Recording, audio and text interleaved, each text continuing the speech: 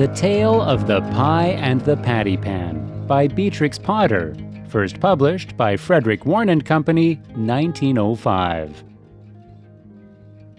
Once upon a time, there was a pussycat called Ribby who invited a little dog called Duchess to tea. "Come in good time, my dear Duchess," said Ribby's letter, "and we will have something so very nice. I am baking it in a pie dish with a pink rim. You never tasted anything so good, and you shall eat it all." "I will eat muffins, my dear Duchess," wrote Ribby. Duchess read the letter and wrote an answer. "I will come with much pleasure at 4:15. But it is very strange. I was just going to invite you to come here to supper, my dear Ribby, to eat something most delicious." "I will come very punctually, my dear Ribby," wrote Duchess, and then at the end she added, "I hope it isn't mouse." And then she thought that it did not look quite polite, so she scratched out "isn't mouse" and changed it to "I hope it will be fine," and she gave her letter to the postman. But she thought a great deal about Ribby's pie, and she read Ribby's letter over and over again. "I am dreadfully afraid it will be mouse," said Duchess to herself. "I really couldn't eat mouse pie, and I shall have to eat it because it is a party, and my pie was going to be veal and ham, a pink and white pie dish, and so is mine, just like Ribby's dishes. They were both bought at Tabitha Twitchit's." Duchess went into her larder and took the pie off a shelf and looked at it. "It is all ready to put into the oven. Such lovely pie crust, and I put it in a little tin patty pan to hold up the crust, and I made a hole in the middle with a fork to let out the steam. Oh, I do wish I could eat my own pie instead of a pie made of mouse." Duchess considered and read Ribby's letter again. "A pink and white pie dish, and you shall eat it all." You means me. Then Ribby is not even going to taste the pie herself? A pink and white pie dish. Ribby is sure to go out to buy the muffins. Oh, what a good idea! Why shouldn't I rush along and put my pie into Ribby's oven when Ribby isn't there? Duchess was quite delighted with her own cleverness. Ribby, in the meantime, had received Duchess's answer, and as soon as she was sure that the little dog could come, she popped her pie into the oven. There were 2 ovens, one above the other. Some other knobs and handles were only ornamental and not intended to open. Ribby put the pie into the lower oven. The door was very stiff. "The top oven bakes too quickly," said Ribby to herself. "It is a pie of the most delicate and tender mouse minced up with bacon, and I have taken out all the bones, because Duchess did nearly choke herself with a fishbone last time I gave a party. She eats a little fast, rather big mouthfuls, but a most genteel and elegant little dog, infinitely superior company to cousin Tabitha Twitchit." Ribby put on some coal and swept up the hearth. Then she went out with a can to the well for water to fill up the kettle. Then she began to set the room in order, for it was the sitting room as well as the kitchen. She shook the mats out at the front door and put them straight. The hearthrug was a rabbit skin.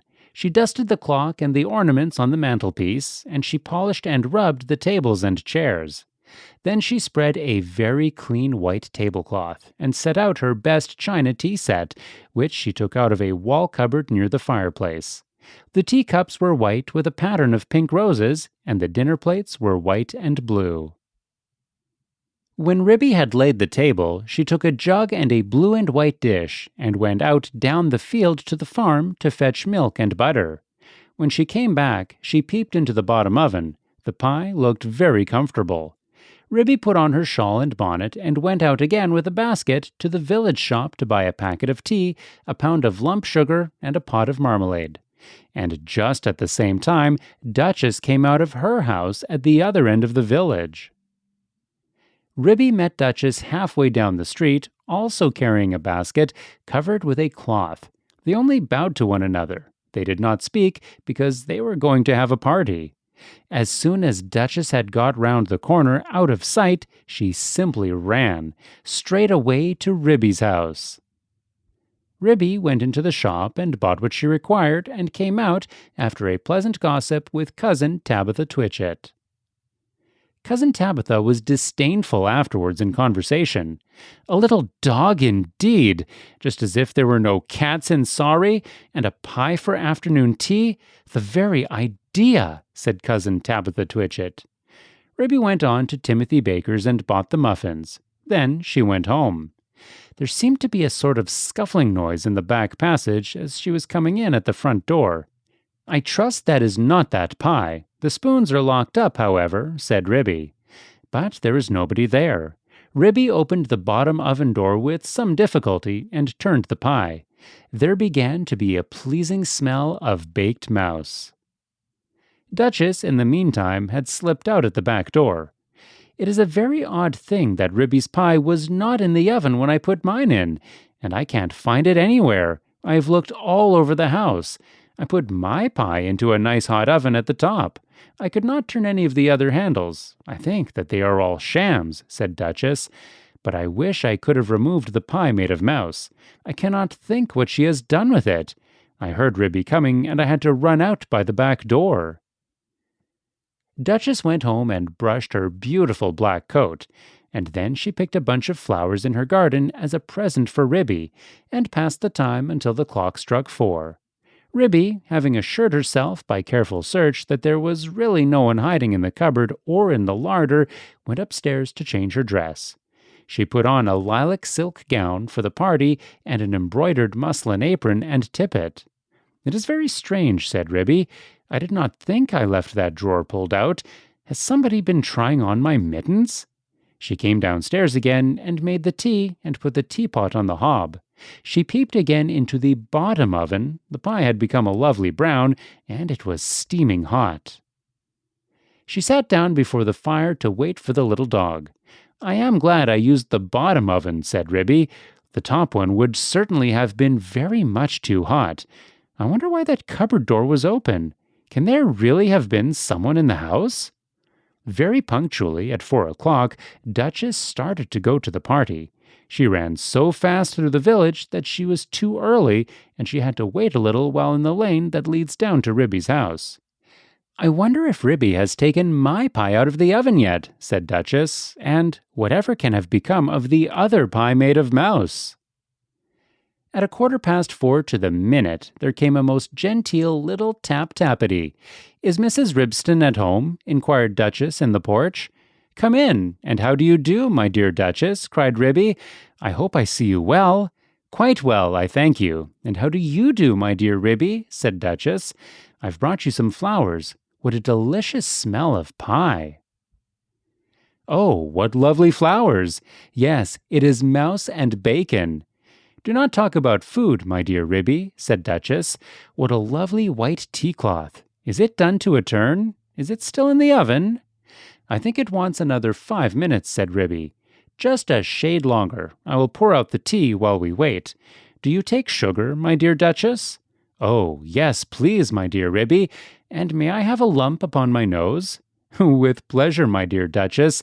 How beautifully you beg. Oh, how sweetly pretty." Duchess sat up with the sugar on her nose and sniffed. "How good that pie smells! I do love veal and ham. I mean to say mouse and bacon." She dropped the sugar in confusion and had to go hunting under the tea table, so did not see which oven Ribby opened in order to get out the pie. Ribby set the pie upon the table. There was a very savory smell. Duchess came out from under the tablecloth munching sugar and sat up on a chair. "I will first cut the pie for you. I'm going to have muffin and marmalade," said Ribby. "Do you really prefer muffin? Mind the patty pan." "I beg your pardon," said Ribby. "May I pass you the marmalade?" said Duchess hurriedly. The pie proved extremely toothsome, and the muffins light and hot. They disappeared rapidly, especially the pie. "I think," thought the Duchess to herself, "I think it would be wiser if I helped myself to pie," though Ribby did not seem to notice anything when she was cutting it. What very small, fine pieces it is cooked into! I did not remember that I had minced it up so fine. I suppose this is a quicker oven than my own. How fast Duchess is eating, thought Ribby to herself as she buttered her 5th muffin. The pie dish was emptying rapidly. Duchess had had 4 helps already and was fumbling with the spoon. "A little more bacon, my dear Duchess," said Ribby. "Thank you, my dear Ribby. I was only feeling for the patty pan." "The patty pan, my dear Duchess?" "The patty pan that held up the pie crust," said Duchess, blushing under her black coat. "Oh, I didn't put one in, my dear Duchess," said Ribby. "I don't think that it is necessary in pies made of mouse." Duchess fumbled with the spoon. "I can't find it," she said anxiously. "There isn't a patty pan," said Ribby, looking perplexed. "Yes, indeed, my dear Ribby. Where can it have gone to?" said Duchess. "There most certainly is not one, my dear Duchess. I disapprove of tin articles in puddings and pies. It is most undesirable, especially when people swallow in lumps," she added in a lower voice. Duchess looked very much alarmed and continued to scoop the inside of the pie dish. "My great-aunt Squintina, grandmother of Cousin Tabitha Twitchit, died of a thimble in a Christmas plum pudding. I never put any article of metal in my puddings or pies." Duchess looked aghast and tilted up the pie dish. "I have only 4 patty pans, and they are all in the cupboard." Duchess set up a howl. "I shall die! I shall die! I have swallowed a patty pan! Oh, my dear Ribby, I do feel so ill." "It is impossible, my dear Duchess. There was not a patty pan." Duchess moaned and whined and rocked herself about. "Oh, I feel so dreadful. I have swallowed a patty pan." "There was nothing in the pie," said Ribby severely. "Yes, there was, my dear Ribby. I am sure I have swallowed it." "Let me prop you up with a pillow, my dear Duchess. Where do you think you feel it?" "Oh, I do feel so ill all over me, my dear Ribby. I have swallowed a large tin patty pan with a sharp scalloped edge." "Shall I run for the doctor? I will just lock up the spoons." "Oh, yes, yes, fetch Dr. Maggotty, my dear Ribby. He is a pie himself. He will certainly understand." Ribby settled Duchess in an armchair before the fire and went out and hurried to the village to look for the doctor. She found him at the smithy. He was occupied in putting rusty nails into a bottle of ink which he had obtained at the post office. "Gammon? Ha, ha!" said he, with his head on one side. Ribby explained that her guest had swallowed a patty pan. "Spinach? Ha, ha!" said he, and accompanied her with alacrity. He hopped so fast that Ribby had to run. It was most conspicuous. All the village could see that Ribby was fetching the doctor. "I knew they would overeat themselves," said Cousin Tabitha Twitchit. But while Ribby had been hunting for the doctor, a curious thing had happened to Duchess, who had been left by herself, sitting before the fire, sighing and groaning and feeling very unhappy. "How could I have swallowed it, such a large thing as a patty pan?"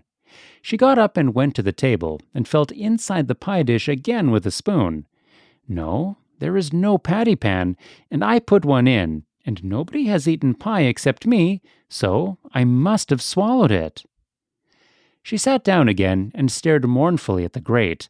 The fire crackled and danced, and something sizzled. Duchess started. She opened the door of the top oven. Out came a rich, steamy flavor of veal and ham, and there stood a fine brown pie, and through a hole in the top of the pie crust there was a glimpse of a little tin patty pan. Duchess drew a long breath. "Then I must have been eating mouse. No wonder I feel ill. But perhaps I should feel worse if I had really swallowed a patty pan." Duchess reflected. "What a very awkward thing to have to explain to Ribby. I think I will put my pie in the backyard and say nothing about it. When I go home, I will run round and take it away." She put it outside the back door and sat down again by the fire and shut her eyes. When Ribby arrived with the doctor, she seemed fast asleep. "Gammon! Ha, ha!" said the doctor. "I am feeling very much better," said Duchess, waking up with a jump. "I am truly glad to hear it. He has brought you a pill, my dear Duchess. "I think I should feel quite well if he only felt my pulse," said Duchess, backing away from the magpie, who sidled up with something in his beak. "It is only a bread pill. You had much better take it. Drink a little milk, my dear Duchess." "Gammon? Gammon?" said the doctor, while Duchess coughed and choked. "Don't say that again," said Ribby, losing her temper. "Here, take this bread and jam, and get out into the yard." "Gammon and spinach! Ha, ha, ha!" shouted Dr. Maggotty triumphantly outside the back door. "I am feeling very much better, my dear Ribby," said Duchess. "Do you not think that I had better go home before it gets dark?" "Perhaps it might be wise, my dear Duchess. I will lend you a nice warm shawl, and you shall take my arm." "I would not trouble you for worlds. I feel wonderfully better. One pill of Dr. Maggotty. Indeed, it is most admirable if it has cured you of a patty pan. I will call directly after breakfast to ask how you have slept."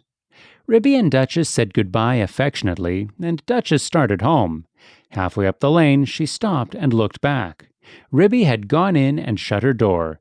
Duchess slipped through the fence and ran round to the back of Ribby's house and peeped into the yard. Upon the roof of the pigsty sat Dr. Maggotty and 3 jackdaws. The jackdaws were eating pie crust, and the magpie was drinking gravy out of a patty pan. "Gammon! Ha, ha!" he shouted when he saw Duchess's little black nose peeping round the corner.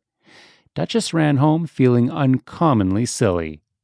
When Ribby came out for a pailful of water to wash up the tea things, she found a pink and white pie dish lying smashed in the middle of the yard. The patty pan was under the pump, where Dr. Maggotty had considerately left it. Ribby stared with amazement. Did you ever see the like? So, there really was a patty pan. But my patty pans are all in the kitchen cupboard. Well, I never did. Next time I want to give a party, I'll invite Cousin Tabitha Twitchit. The end.